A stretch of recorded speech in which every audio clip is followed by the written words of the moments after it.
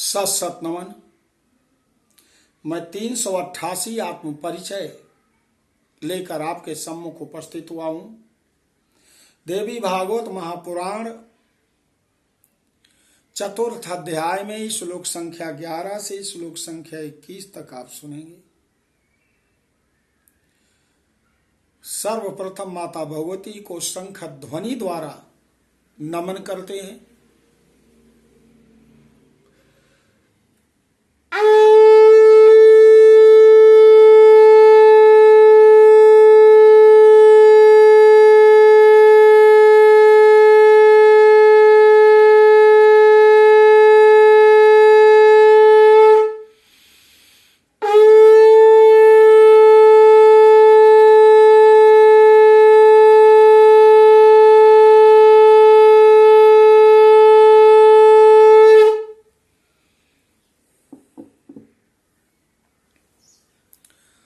ओम खड्गाम्बुजा भयकरा नीलोत्पल दले क्षणा सुचारु दशना चारु मुंडमाल विभूषिता दिगंबरा मुक्त केशी मणिजाल विभूषिता सिंह पृष्ठे समारूढ़ा मध्यान आर्क शतप्रभा सा प्राह दक्षम किम वत्स मत्ता प्रार्थयसि द्रुतम तत्प्रीत्याहं प्रदास्यामि तव भवात् प्रजायते। दक्षोवाच यदि प्रसन्ना मातस्त्वं मयि दासे तवानघे तदा मम सुता भूत्वा जन्म प्राप्नोमि मदगृहे।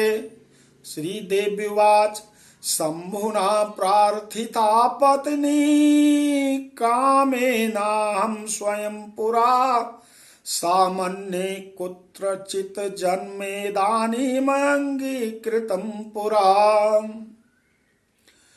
तत्जन्म प्राप्यते गेहे भविष्ये हरगेहिनी उपा तपसानेन तुष्टाहं पूर्णयु प्रकृति स्वयं लसत कनक गौरांगी भविष्ये तौ नंदिनी चारवांगी सौम्य रूपा चास्थास्यहं तावदेव हि यावत्ते तपसा पुण्यं क्षीणत्वं नाभ्युपैति वै क्षीणे तु तपसा पुण्ये मयि मंदोदरो भवान् क्षीणे तु तपसा पुण्ये मयि मंदादरो भवान्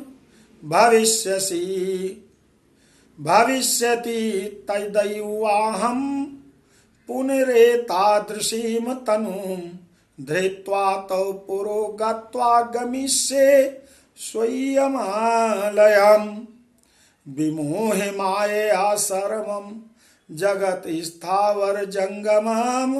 श्री महादेववाच इति उक्त्वा त्रिजगन्माता दक्षं प्रकृतिरुत्तमा अंतर्दधे मुनि श्रेष्ठ सा तस्य पश्यता दक्षोऽपि स्वपुरीं गत्वा वेधसे तं निवेदयत् वरो या सा जगद्धात्र्या दत्ता प्रीत्या प्रजापतेः।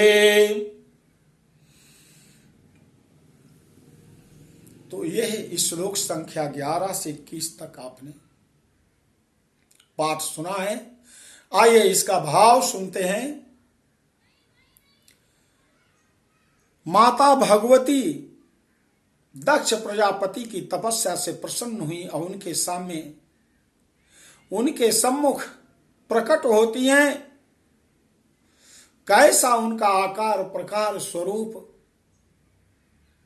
सौंदर्य अपने भक्त के लिए है। हाथ में देखिए, हाथ में खड्ग धारण किए हुई है मां, कमल तथा अभय मुद्रा धारण किए हुए थी। उनके नेत्र नील कमल के दल की भांति सुशोभित थे। उनके दांत अत्यंत मनोहर थे। वह सुंदर मुंडमाला से विभूषित थी। वह दिशा रूपी वस्त्र धारण किए हुए थी। उनके बाल खुले हुए थे।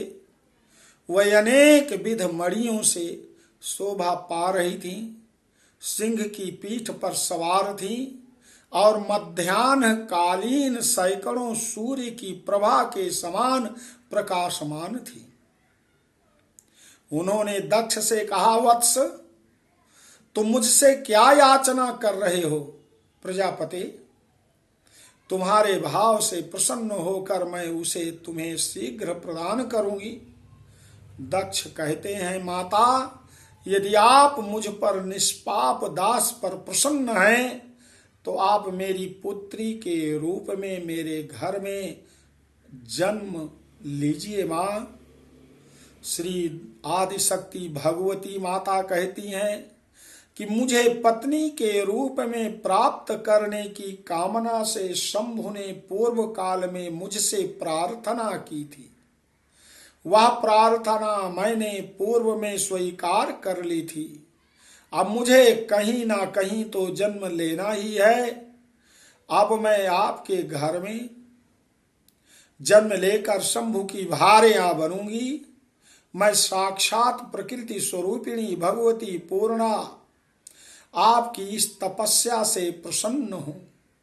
स्वर्ण तुल्य गौर अंगों से युक्त विग्रह वाली मैं आपकी कन्या होंगी।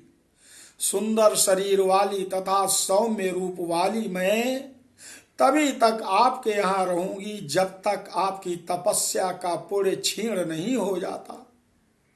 पुनः तपस्या का पुण्य क्षीण होने पर जब आपके द्वारा मेरा अनादर होगा, तब मैं इसी तरह का विग्रह धारण कर अपनी माया से स्थावर जंगम में संपूर्ण जगत को विमोहित करके अपने धाम को चली जाऊंगी। श्री महादेव जी कहते हैं, मुनि श्रेष्ठ नारद, तीनों लोकों की जननी तथा उत्तम गुणों वाली प्रकृति देवी दक्ष से ऐसा कहकर उनके देखते ही देखते अचानक अंतर्ध्यान हो गई। और इसके बाद प्रजापति दक्ष भी अपने घर जाकर ब्रह्मा जी से उस वरदान के विषय में बताया जिसे जगद्धात्री भगवती ने प्रसन्न होकर उन्हें दिया है। देवियों सज्जनों, आपने 21 तक पाठ सुना। इस श्लोक संख्या 21 तक उसका भाव भी सुना। इसके आगे का प्रसंग आगे के परिच्छेद में आत्म परिचय में सुनेंगे। बोलो आदि शक्ति माता भगवती की जय।